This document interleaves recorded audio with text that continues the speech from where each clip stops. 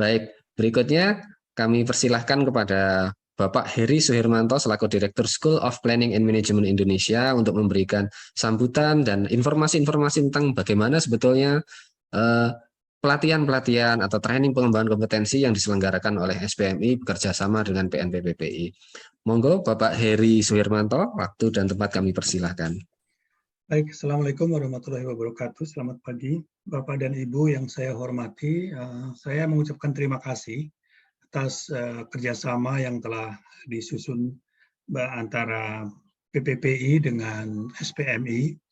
Dan saya merasa bersyukur bahwa cukup banyak nanti yang bisa kita kerjakan bersama di dalam rangka meningkatkan kapasitas ASN, khususnya para perencana pembangunan nasional yang tentunya ke depan akan menghadapi banyak sekali tantangan, termasuk juga diantaranya adalah menyiapkan instrumen-instrumen kerja yang tidak hanya untuk kepentingan administrasi dari para perencana ini, tetapi juga untuk kepentingan substansial yang sangat dibutuhkan oleh bangsa dan negara.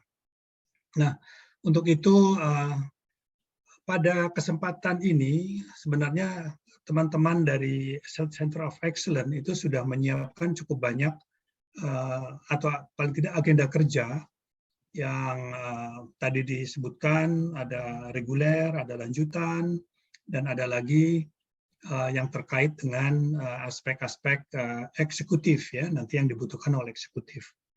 Baik, topik kali ini yang kita coba tampilkan adalah sistem informasi ataupun GIS.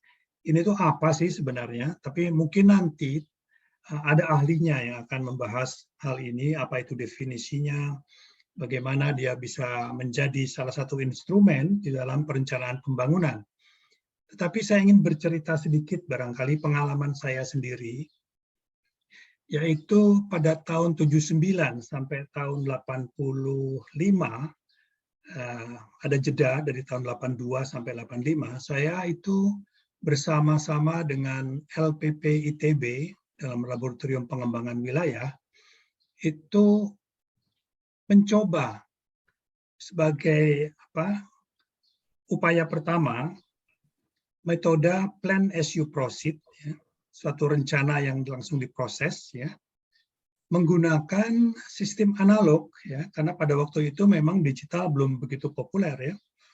Jadi menggunakan sistem analog, yaitu sistem informasi geografis menggunakan foto udara untuk pengembangan kawasan transmigrasi. Kita menggunakan metode PAYP, Plan as you proceed, mengembangkan beberapa SKP, Satuan Kawasan Permukiman. Pada waktu itu sangat terstruktur ya ruang kita, karena masih seperti kertas putih yang sangat mudah untuk kita tata pada waktu itu. Mungkin sekarang tidak semudah itu lagi ya, karena penduduk berkembang, kapasitas kecerdasan juga mereka meningkat, demokrasi juga menjadi satu agenda yang perlu kita perhatikan. Ini semua diperlukan di dalam penajaman atau peningkatan kapasitas SIG itu sendiri atau GIS itu sendiri. Nah, tidak lupa juga pada tahun-tahun 90-an saya mendapat kesempatan untuk belajar di lanjutan ya, studi lanjutan di MIT. Di sana saya bekerja juga untuk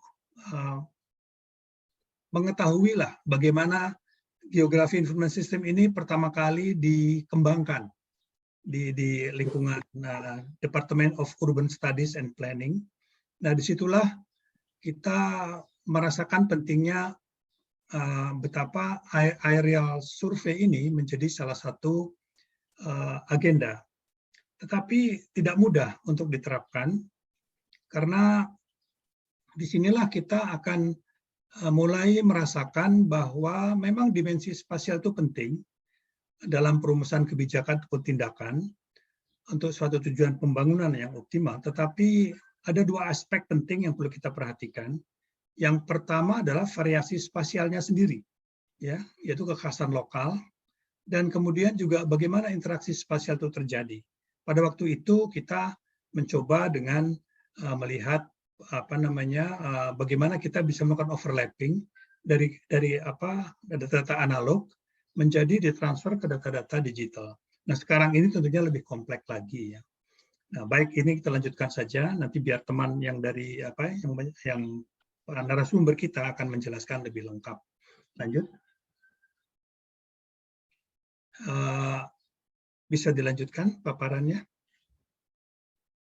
Mohon maaf. Baik. Nah, ini kira-kira beberapa manfaat yang mungkin bisa menjadi agenda bersama buat kita untuk kita sikapi. Dia tidak lain hanya merupakan instrumen. Ya.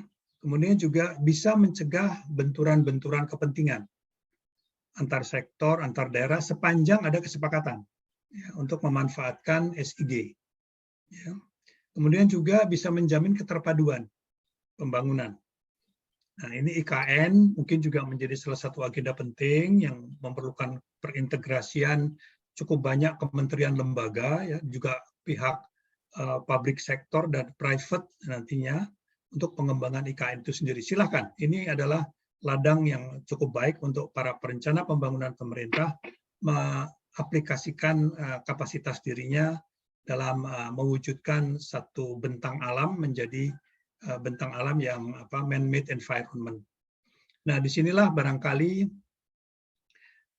SIG itu menjadi bagian dari upaya penyelesaian berbagai macam tantangan aktual ya. Di antaranya misalnya terkait dengan perkembangan aglomerasi perkotaan, kemudian kesenjangan antar wilayah termasuk sosial, ekonomi, kapasitas digital yang ada saat ini, masalah keagamaan dan sebagainya ya. Ini penting juga kita masukkan di dalam sistem informasi digital, tetapi geografis, tapi juga ini tergantung kebutuhan, needs ya, dan seterusnya. Nanti bisa dikaji lebih lanjut. Lanjut. Nah, kenapa kalau aku nggak terlalu panas, nah, aku merasa kalau aku inilah panas, ya? Barangkali salah satu. Ngerasa panas tuh ya. Terima kasih. Inilah salah satu barangkali yang bisa kita coba tampilkan pada agenda sampai masa pemerintahan saat ini, barangkali bagaimana memetakan keunggulan daerah. Kita punya platform-platform e-spasial supaya bisa ada kondisi-kondisi real time yang bisa dipakai oleh para pembuat keputusan, para pembuat kebijakan. Kemudian juga bagaimana tingkatan layanan informasi dan informasi ini bisa ditingkatkan di daerah. Ya, ini agenda yang barangkali juga harus kita sikapi bersama. Kita juga memerlukan barangkali suatu akses internet dalam frekuensi yang cukup lebar sebagai jalan tol informasi supaya nanti SIG ini bisa diakses oleh seluruh daerah di Indonesia hingga ke pelosok barangkali sepanjang diperlukan. Dan disitulah kita bisa mengidentifikasi setidaknya ada keunggulan kompetitif, keunggulan komparatif, ataupun kooperatif. Ini barangkali bisa kita katakan bersama. Karena sepanjang perjalanan waktu akan terjadi transformasi. Kondisi sosial, ekonomi, dan fisik tentang alam berubah.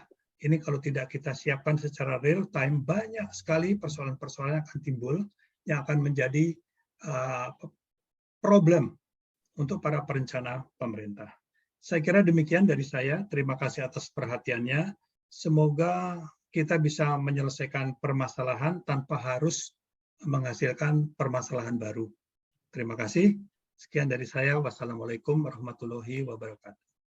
Waalaikumsalam. Waalaikumsalam warahmatullahi wabarakatuh. Baik, terima kasih sekali Bapak Heri Suhermanto atas insight-nya tentang bagaimana pentingnya sistem informasi geografis ini bagi perencanaan pembangunan serta penyusunan kebijakan pemerintah.